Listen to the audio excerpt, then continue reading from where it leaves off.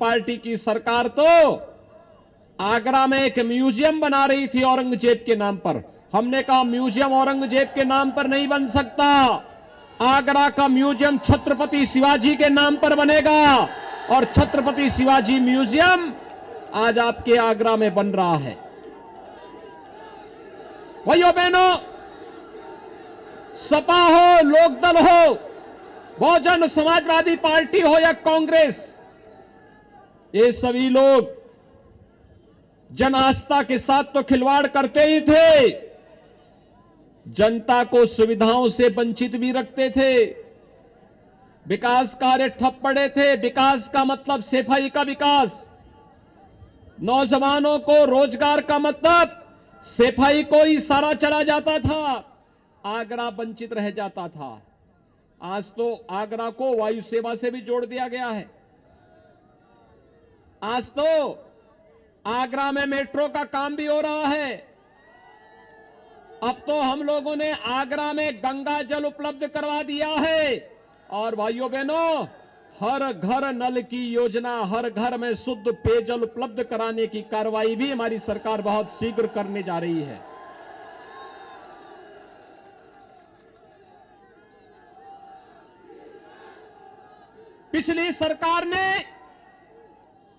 पिछली सरकार ने समाजवादी पार्टी के नेतृत्व की जो सरकार थी, उस सरकार ने गरीबों का, वृद्धजनों का, विधवा महिलाओं का, दिव्यांगजनों की पेंशन को बंद कर दिया था।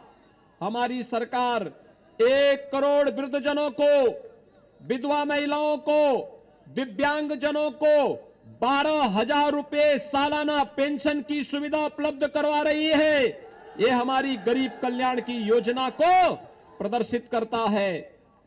कुंवारी कन्याओं के लिए कन्या सुमंगला योजना, ये भारतीय जनता पार्टी की सरकार लेके आई। डबल इंजन की सरकार, हर कन्या को स्कूल में पढ़ने की व्यवस्था हो, बेटी के जन्म लेने से लेकर के बेटी की स्नातक तक की पढ़ाई फ्री में, और फ्री में ही नहीं बल्कि 15,000 रुपए बेटी को पढ़ाई के दौरान भी सरकार अलग से उसके अकाउंट में देने का कार्य करेगी। ये मुख्यमंत्री कन्या सुमंगला योजना भी भारतीय जनता पार्टी की डबल इंजन की सरकार ने दिया। भाइयों बहनों, बेटियों की सुरक्षा या कानून व्यवस्था की स्थिति, दंगा, हर तीसरे दिन दंगा या बेटियों की सुरक्षा में कितना खेल होता था, लेकिन आज बेटी भी सुरक्षित है। प्रदेश में दंगे नहीं होते। अब तो दंगा करने वाले को 10 बार सोचना पड़ता है कि दंगा करेंगे तो पोस्टर चस्पा हो जाएंगे। बाप दादों ने जो नैतिक अनैतिक तरीके से कमाया है, सब बिक जाएगा। इसलिए सभी लोग आज दंगा करने से भागते हैं। नहीं तो भाइयों बहनों, सपा की सरकार में हर तीसरे दिन एक दंगा होता था। एक नियति बन चुकी थी प्रदेश की दंगा करने की।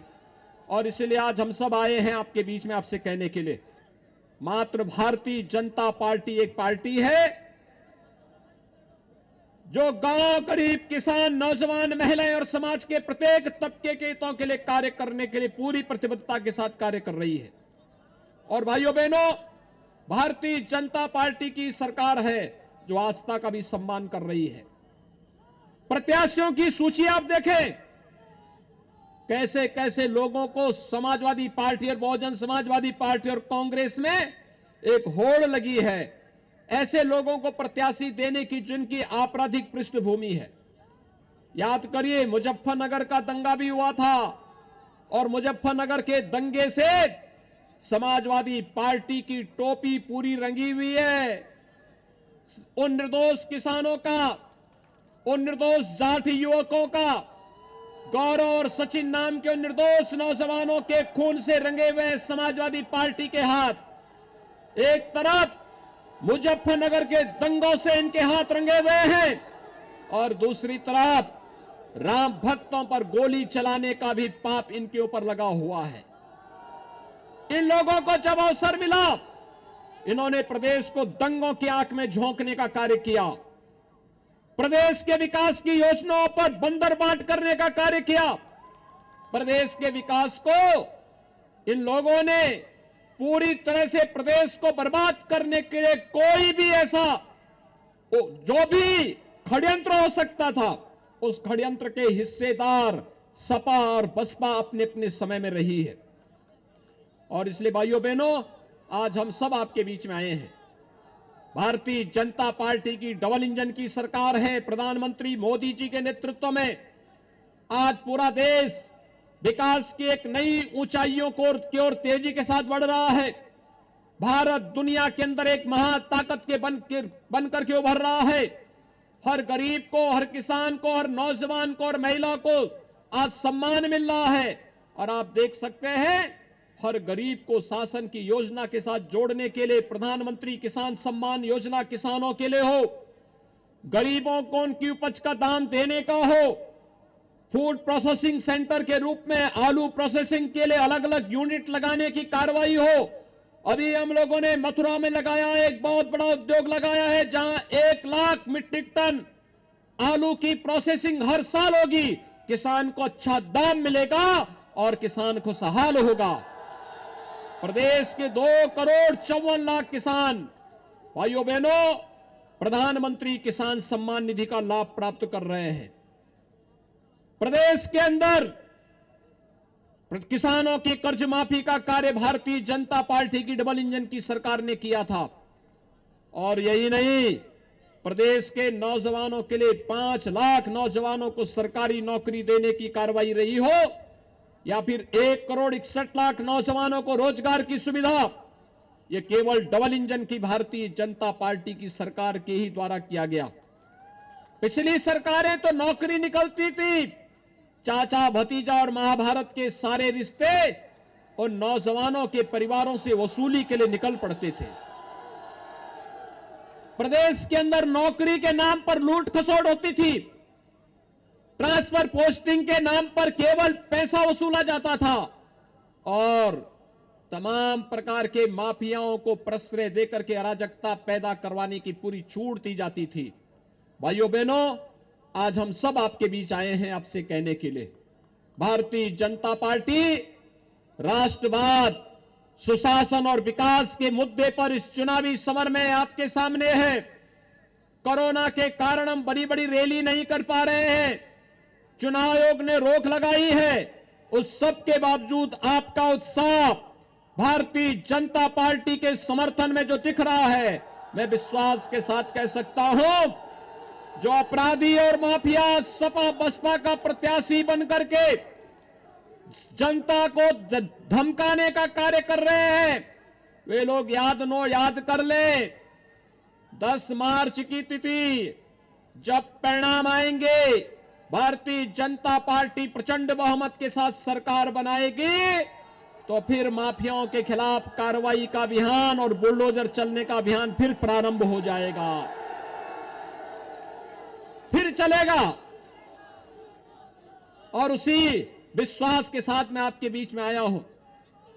ये फतेहपुर विधानसभा सीट से हम लोगों ने अपना योग्य प्रत्याशी, आपने योग्य विधायक दिया था चौधरी उदय भान जी के नाम पर। प्रदेश सरकार ने उन्हें मंत्री बना करके यहां की सेवा और प्रदेश की सेवा के लिए लगाया था। चौधरी उदय भान सिंह जी हमारे बहुत अच्छे विधायक के रूप में उन्होंने काम किया। और आज भाइयों बहनों, हमने यहां पर चौधरी बाबूलाल को एक बार फिर से प्रत्याशी के रूप में आपके बीच में उतारा है।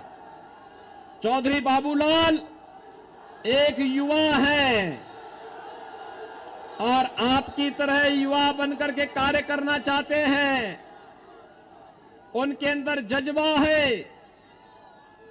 चौधरी बाबूलाल जब काम करेंगे तो भाइयों बहनों, पेयजल की समस्या का भी समाधान होगा।